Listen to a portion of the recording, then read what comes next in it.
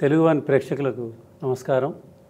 Jaganmohan Reddy medical కాలేజీల PPP విధానాన్ని వ్యతిరేకిస్తూ నేను ఒక యాత్ర చేశాడు నర్సీపట్నంలో. ఆ యాత్రలో దళిత సంఘాలు భారీ ఎత్తున ఆయనకు వ్యతిరేకంగా నిరసన ఉద్యమం చేపట్టాయి. ఏం మధు, ఎందుకని దళిత సంఘాలు ఒకేసారి? ఇక్కడ దళిత సంఘాలు జగన్మోహన్ రెడ్డిని వ్యతిరేకించడానికి ప్రధాన కారణాలు చాలా ఉన్నాయి సార్. కడప నుంచి మన నర్సీపట్నం దాకా చూడాలి. కడపలో ఒక ప్రొఫెసర్ ఉన్నారు, డాక్టర్ అచ్చెన్న అని, కడప టౌన్లోనే.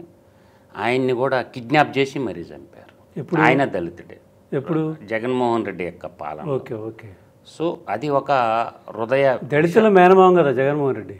అంటే వాళ్ళ ఓట్ల కోసం చెప్పుకుంటారు. అంటే వాళ్ళ ఓట్లు కావాలా, వాళ్ళ ఓట్ల ద్వారా రాజ్యాధికారం కావాలా. అందువల్ల జగన్మోహన్ రెడ్డి యొక్క మెయిన్ యొక్క ఇనిషియేషన్ ఏంటంటే కేవలం వాళ్ళ యొక్క ఓటు బ్యాంకు కోసమే అలా మాట్లాడతాడే తప్ప ఇంకొక మార్గం లేదు. రెండోది ఏంటంటే నర్సీపట్నంలో అనస్థీసియా డాక్టర్ అంటే మత్తు మందు, ఒక ఆపరేషన్ చేసేటప్పుడు మత్తు మందు ఇవ్వటం, ఎక్కువ ఇచ్చినా చచ్చిపోతారు మనుషులు. అటువంటి డాక్టరు కరోనా సమయంలో కేవలం మాస్కులు అడిగాడు. ఆ మాస్కులు అడిగిన పాపానికి అతన్ని పిచ్చోని చేసి ఒక రకంగా ప్రభుత్వమే చంపేసినటువంటి అది దుష్టంతం మన కళ్ళ ముందు. ఒక డాక్టర్ని పోలీసు వాళ్ళని పెట్టి పెడరెక్కలు విరిచి అతని మరణానికి కారకులైనటువంటి నాటి ప్రభుత్వం, అది దళితుల్లో ఒకటి ఉందన్నమాట. అదేవిధంగా ఒక ఎమ్మెల్సీ ఉన్నాడు. అతను ఎమ్మెల్సీగా ఉండి, అంటే ఎమ్మెల్సీ అంటే ఏంటి, పెద్దల సభలో ఉండేటటువంటి వాళ్ళు, అంటే సంస్కారవంతులు, విజ్ఞాన కోవిదులు, జ్ఞానం లేనటువంటి వాళ్ళు ఎమ్మెల్సీలుగా పోకూడదు. అంటే ఇప్పుడు ఎమ్మెల్సీలో ఎందుకు రద్దు అయిపోయింది? ఒకప్పుడు ఎలా అయిందంటే రాజకీయ పునరావాస కేంద్రంగా మండలి తయారైంది. రౌడీ షీటర్లుగా ఉండేటటువంటి వాళ్ళు, రాజకీయ నిరుద్యోగులు, గోండాలు, హంతకులు పెద్దల సభకు వస్తున్నారు. కానీ ఆ పెట్టిన సదుద్దేశం ఏంటి? మంచోళ్ళు రావాలని.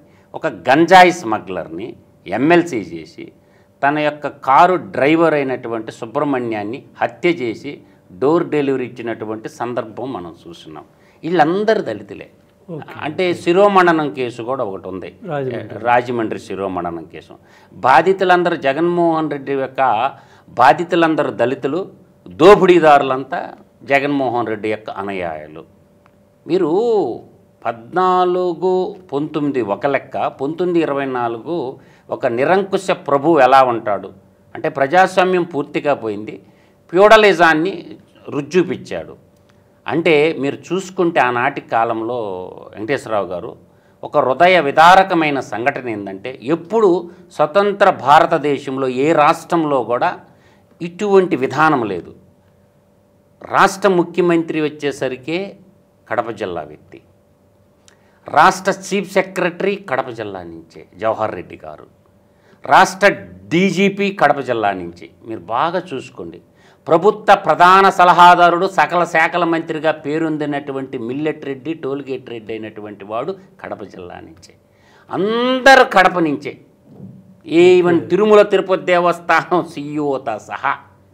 తర్వాత అధర్మారెడ్డి అంటారు, వాడి పేరు ధర్మారెడ్డి అంటారు కానీ వాడిని అధర్మారెడ్డి అంటారు.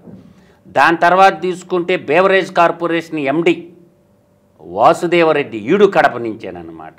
అట్లా కడప గ్యాంగ్ మొత్తం మిడతలు దండుబడినట్టు ఆంధ్రప్రదేశ్ మీద పడి వాళ్ళ ఇష్టారాజ్యంగా చేశారన్నమాట. మైనింగ్ డైరెక్టర్ తీసుకున్నా కూడా మైనింగ్ కానీ దోపిడీకి అధికంగా ఉన్న చోట ఏడైతే ఉందో ఆడంతా మొత్తం దిష్టేసేసారనమాట. అదే నిన్న నర్సీపట్నంలో దళితులు పెద్ద ఎత్తున ఎందుకు నిరసన వ్యక్తం చేయాల్సి వచ్చింది? మేజర్ ఏంటంటే డాక్టర్ సుధాకర్ని, వాళ్ళకి డాక్టర్ సుధాకర్ అంటే అక్కడ ఉన్నటువంటి దళితులందరికీ తెలుసు. అతను పేదల డాక్టర్, ప్రజల డాక్టర్ అని అతను అందరు చెప్పుకుంటారు ఆ ప్రాంతంలో. అతని యొక్క మరణాన్ని జీర్ణించుకోలేక అక్కడున్న దళిత సంఘాలన్నీ గో బ్యాక్ జగన్ అని నినాదాలు ఇచ్చినాయి అన్నమాట. అందువల్ల ఏంటంటే జగన్మోహన్ రెడ్డి ఏదన్నా నిన్న 4 ప్రోగ్రాములు పెట్టుకోమండి సార్. ఒకటి కాదు ఆయన మాట్లాడింది, కేవలం మెడికల్ కాలేజీ ప్రోగ్రాం ఒకటే కాదు ఆయన పోయింది. 4 అంశాలు లేవనెత్తి మాట్లాడాడు. అదే పేపర్లు తిప్పుకుంటా మాట్లాడాడు. అవి డైరెక్ట్గా మాట్లాడలేరు. ఎవరన్నా పేపర్లో రాసిస్తే మాట్లాడితే తప్ప స్వచ్ఛంగా కూడా మాట్లాడలేడు అనమాట.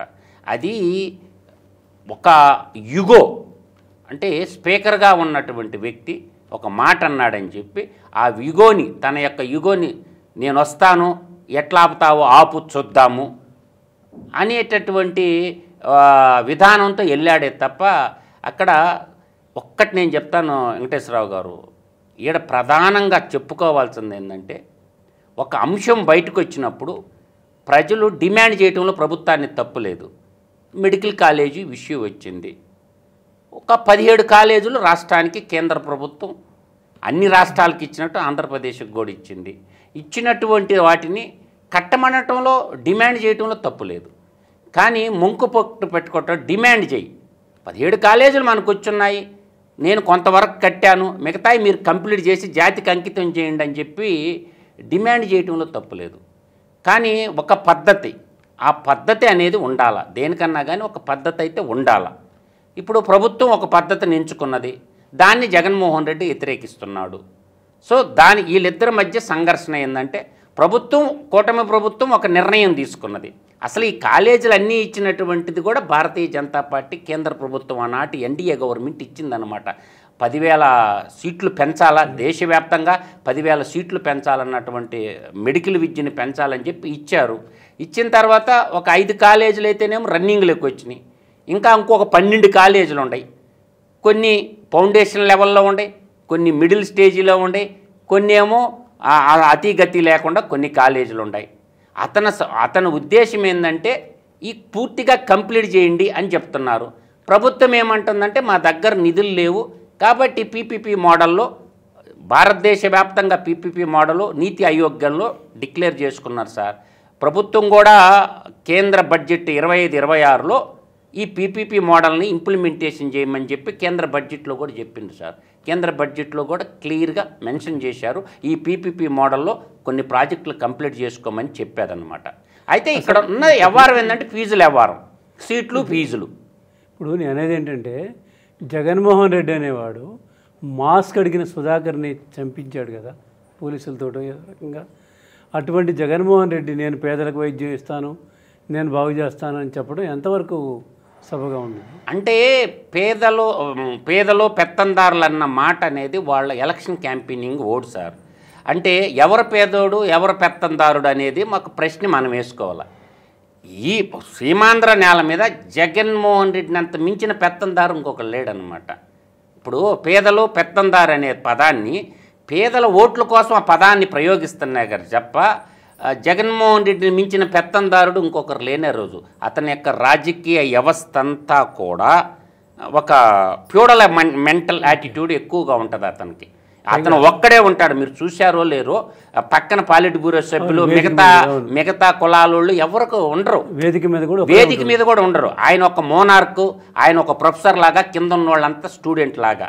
ఇప్పుడు ఆ కింద చూస్తే డాక్టర్లు, ఎంటెక్ ఇంజనీర్లు, ప్రొఫెసర్లు ఉంటారు సార్. కానీ ఇతనికి ఈయన ఎక్కడ చదువుకున్నాడు అనేది ఆయనకే తెలియాలి.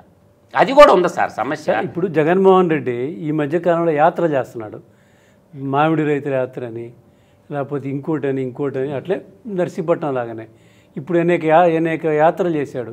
వాటి వల్ల అసలు ఏమన్నా ప్రజా ఉపయోగం ఏమున్నాయా, తన ఉపయోగమా? తన యొక్క నేను ఉన్నాను అని చెప్పుకోవడానికి ఉపయోగపడుతుంది. ప్రభుత్వాన్ని నిలదీసి అడిగేటువంటి సమస్యల మీద ఉందా, లేకపోతే డెకాయిడ్స్కి బెట్టింగ్లు తెలిసిపోయిన వాళ్ళని వేళం పరామర్శించడానికే?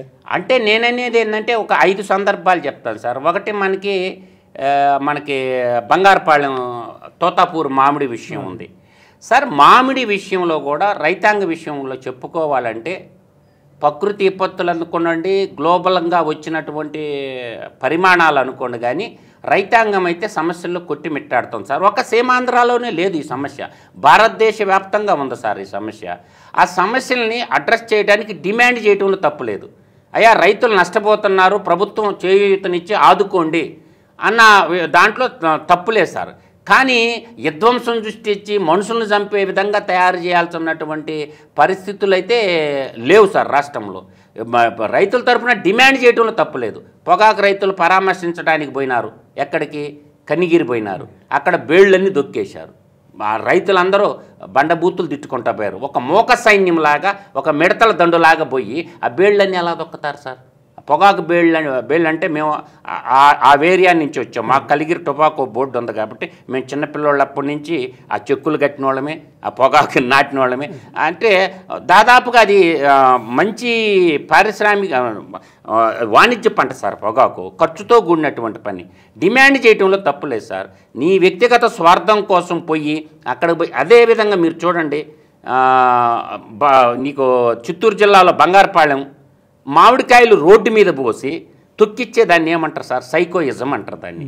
మామిడికాయలు అది పనిగా రోడ్డు మీద పోయటం, తొక్కియటం అంటే తినే ఆహార పదార్థాన్ని నేలపాలు చేస్తే దేవుడు కూడా క్షమించడు సార్. అది మంచిది కాదు. అంటే తినే ఆహార పదార్థాలు 10 మందికి పంచినా తప్పు లేదు, కానీ రోడ్డు మీద పోసి తొక్కించడం ఏం సార్? ఇప్పుడు పీపీపీ కింద ఆసుపత్రులు కడుతున్నాడు, దీన్ని వ్యతిరేకిస్తున్నాను.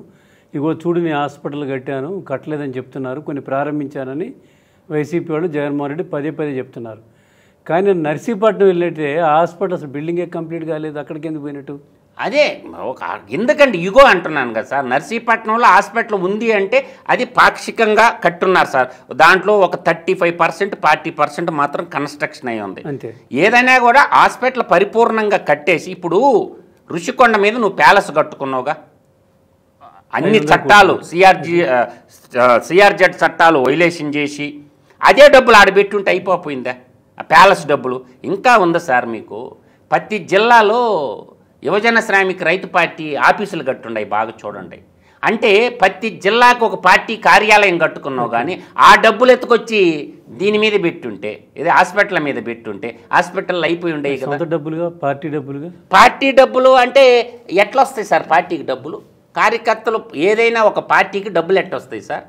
సందాలు ఇస్తే ఎంత ఇస్తారు? ఏ పార్టీకైనా కావచ్చు. ఎలక్టోరల్ బాండ్ల రూపంలో అసలు ఎంత డబ్బు వచ్చిందో ఆశ్చర్యకరమైనటువంటి విషయాలు ఉన్నాయి సార్. ఈ మధ్య కొత్త తరం దోపిడీ అన్నమాట. టెండర్లు ఇవ్వటం, ఎలక్టోరల్ బాండ్ల రూపంలో పారిశ్రామికవేత్తల కాడ, కాంట్రాక్టర్ల కాడ డబ్బులు వసూలు చేసుకునేది కొత్త విధమైనటువంటి విధానానికి తెరలేపున్నారు. భూములు ఇవ్వడం, డబ్బులు కొట్టేయటం, పరిశ్రమలకు భూములు ఇవ్వడం, డబ్బులు కొట్టేయటం. సరే, నిన్నటి పర్యటన మొత్తం మీద జగన్మోహన్ రెడ్డి ఏ దళితులు పేదలు అని చెప్తున్నాడో వాళ్ళే అడ్డం తిరిగి ఆయనకి నిరసన వ్యక్తం చేయడం అనేది ఒక విచిత్రమైనటువంటి అంశం. ఇది అంటే జగన్ నైజాన్ని ప్రజలు గమనిస్తున్నారు అనేది మనం గమనించాల్సిన విషయం. మరొక అంశంతో మళ్ళీ కలుద్దాం.